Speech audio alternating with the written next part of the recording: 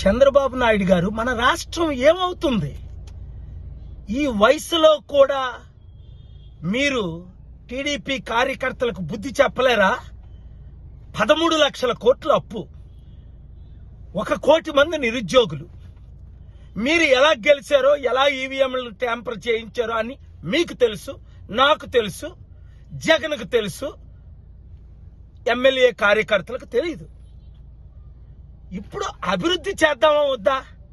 అప్పులు తీర్చుతామా వద్దా? కంపెనీలు మీరు స్పెషల్ స్టేటస్ తీసుకొద్దామా వద్దా?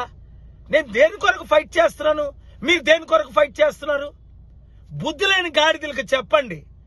జగన్ దాడులు చేయించినప్పుడు లేదా వాళ్ళ కార్యకర్త ఎన్నిసార్లు ఖండించాను, పోలీసులు ఖండించాను.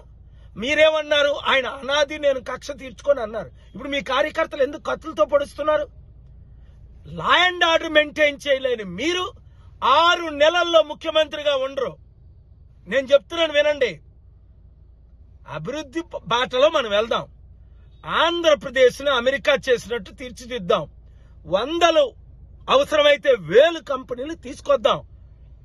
కోర్టు నుంచి స్పెషల్ స్టేటస్ తీసుకొస్తాను. ఆల్రెడీ మోదీ గారి మీద ఒత్తిడి పెడుతున్నాం. ఎందుకు మనం చేయలేము అభివృద్ధి?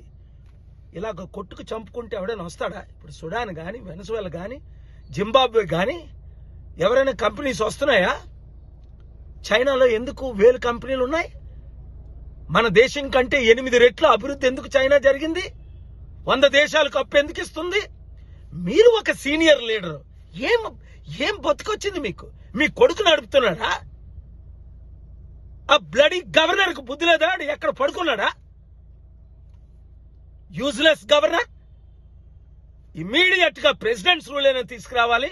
చంద్రబాబు నాయుడు గారు 48 గంటల్లో ఇంకొక ఘటన జరిగిందా, నేను కోర్టుకెళ్ళి యూఆర్ ఆల్ అన్ఫిట్ అని ఫైట్ చేస్తాను. Be careful. ఆ తర్వాత దేవుడి కోర్టుకి వెళ్తాను. అప్పుడేమవుతుందో తెలుసు. మీరు దేవుడిని నమ్మరు, నేను దేవుడిని నమ్ముతాను. నాకు విరుద్ధంగా నిలబడిన వాళ్ళందరూ ఫినిష్ అయిపోయారు. కనుక మంచి చేద్దాం రండి.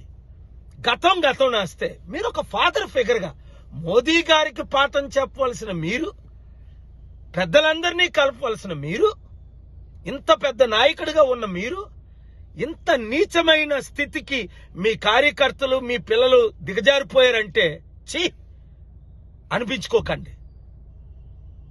చరిత్రహీనులు కాకండి. ఇంకొక దాడి ఎవరు చేయకూడదని ఆర్డర్ చేయండి. కక్షపూరిత రాజకీయాలు మీకు వద్దని అన్నాడే, మీరు వెనకాల ఉన్నాడు కూడానా? కక్షపూరిత రాజకీయాలు ఆపియండి. రాష్ట్రాన్ని బాగు చేసుకుందాం. నేను మీకు మద్దతు ఇస్తాను.